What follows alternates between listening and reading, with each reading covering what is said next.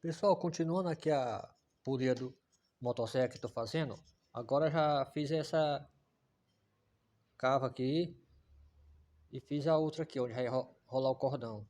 Depois é só cortar ela por aqui assim, que é para fazer uma igual a essa. Ó.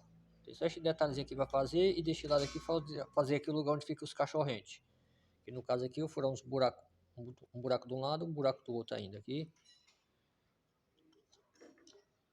Para fazer esse detalhezinho que tá faltando fazer aí, né? Deixar aqui é mais fácil, é só esse detalhezinho aqui é mais fácil de fazer. E tem mais um conteúdo da continuação, a parte 2 da rodando a polia do motosserra que estou fazendo.